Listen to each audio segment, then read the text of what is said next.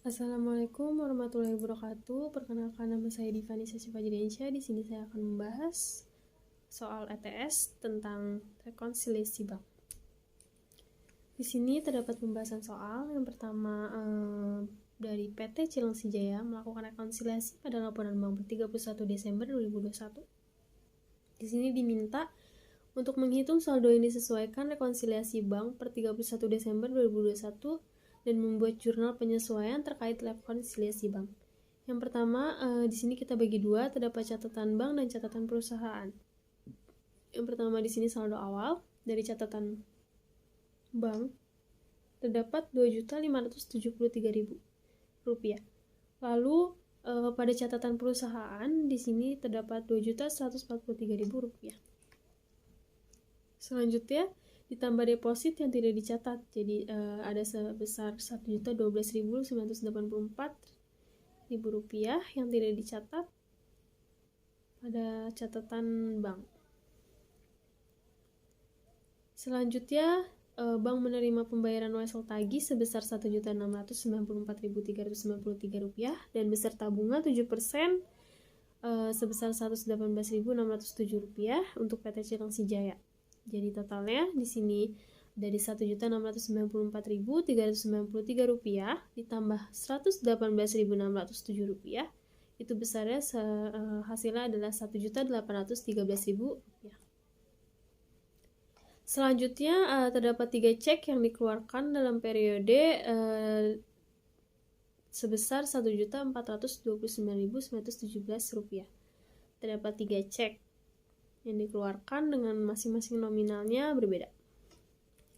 Selanjutnya dikurang cek yang dikembalikan karena tidak cukup dana sebesar Rp945.173. Di sini cek yang dikembalikan ini itu dihitung dari soal tadi sebesar 14% dari total piutang. Total piutangnya itu sebesar Rp6.751.235. Jadi 14% dari total piutang adalah Rp945.173. Selanjutnya terdapat biaya administrasi bank sebesar 12% dari saldo awal bank. Saldo awal bank di sini sebesar Rp2.573.000. Dari 12%-nya itu adalah Rp308.760. Dicatat pada catatan perusahaan.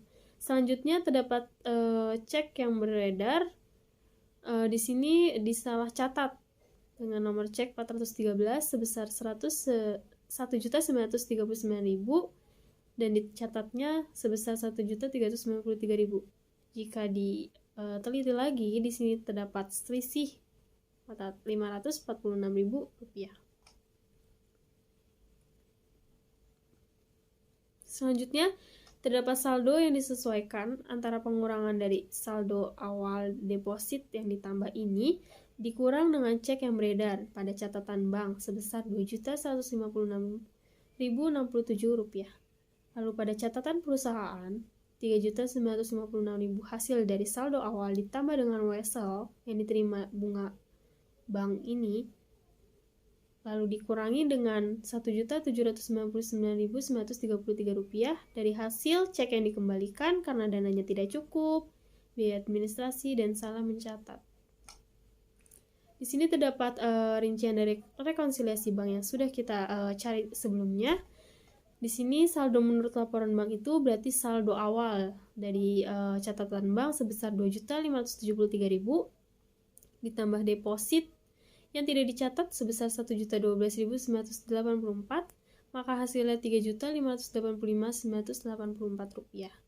Lalu ada 3 cek yang beredar dan jika dijumlah sebesar Rp1.429.917.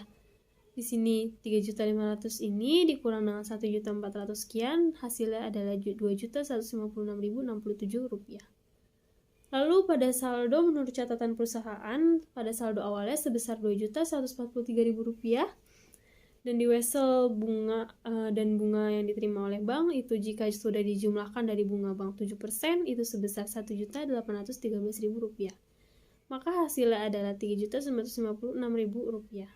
dikurang dengan cek yang dikembalikan sebesar nominal sekian, biaya administrasi, dan salah mencatat cek nomor 413 di sini sebesar 546.000. Lalu jika dikurangi hasilnya 2.156.067 rupiah. Dan jika balance sama-sama hasilnya segini, maka rekonsiliasi bank ini ada benar mencatatnya dan tidak salah. Selanjutnya terdapat jurnal penyesuaian di sini yang ditulis pada Desember tanggal 31.